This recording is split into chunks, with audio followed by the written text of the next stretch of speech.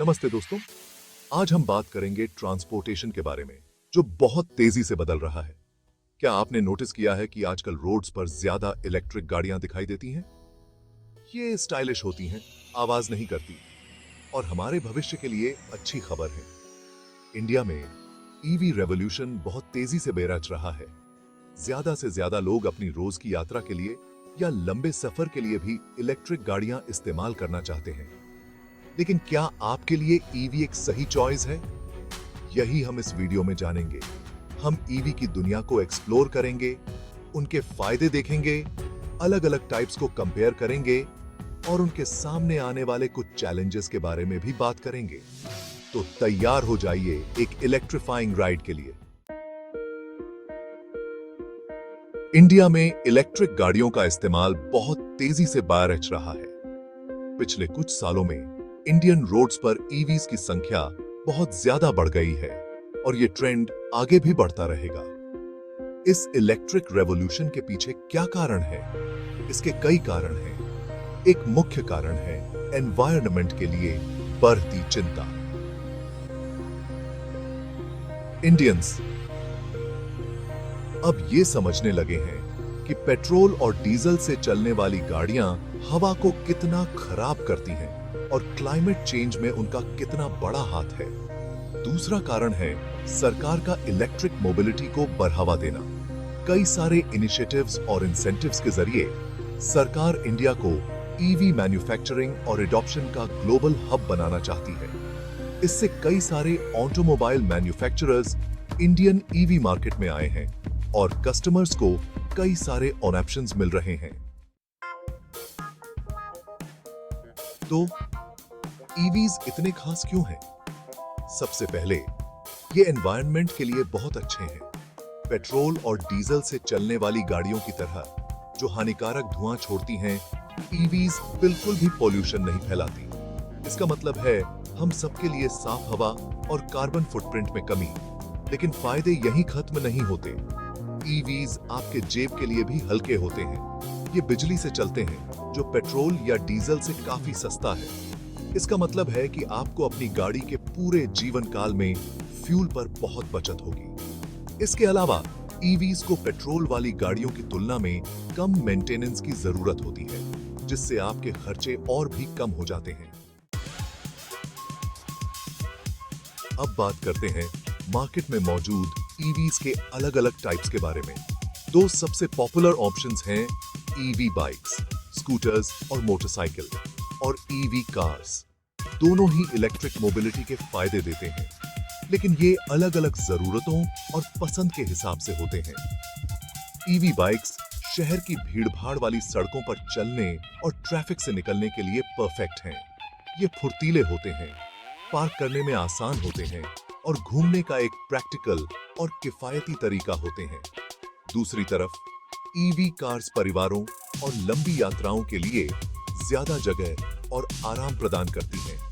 ये एक स्मूथ और शांत राइड देती हैं, जो उन्हें हाईवे ड्राइविंग के लिए आइडियल बनाती है। ईवी बाइक और ईवी कार में से चुनाव आखिरकार आपकी अपनी जरूरतों, बजट और लाइफस्टाइल पर निर्भर करता है। अपने डेली कम्यूट, आपके साथ आमतौर पर यात्रा करने वाले यात्रियों की संख्या और अपनी ओवरऑल ड्राइविंग जरूरतों पर विचार करें। अब अपनी क्षेत्र थी। Section 5, Zooming into the future, EV trends and predictions।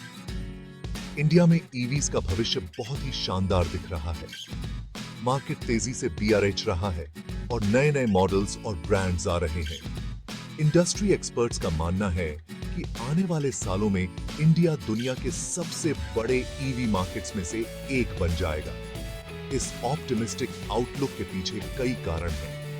सरकार का लगातार सपोर्ट, बैटरी टेक्नोलॉजी में तरक्की और लोगों में बढ़ती जागरूकता ईवी सेक्टर को आगे बढ़ा रहे हैं। इसके अलावा पूरे देश में चार्जिंग स्टेशनों का नेटवर्क बेरच रहा है, जिससे ईवी रखना और चलाना आसान हो रहा है। Section 6, the charging challenge, infrastructure and accessibility. हालांकि इंडिया में ईवीज का भविष्य उज्जवल है, लेकिन कुछ चुनौतियां हैं जिन्हें दूर करने की जरूरत है। सबसे बड़ी चुनौती है एक मजबूत चार्जिंग इंफ्रास्ट्रक्चर की कमी।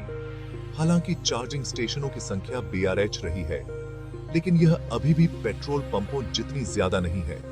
चार्जिंग पॉइंट्स की यह सीमित उपलब्धता ईवी मालिकों, खासकर उन लोगों के बीच रेंज एंजाइटी का कारण बन सकती है। हालांकि सरकार और प्राइवेट कंपनियां चार्जिंग नेटवर्क के विस्तार के लिए सक्रिय रूप से काम कर रही हैं और उम्मीद है कि निकट भविष्य में इसमें काफी सुधार होगा।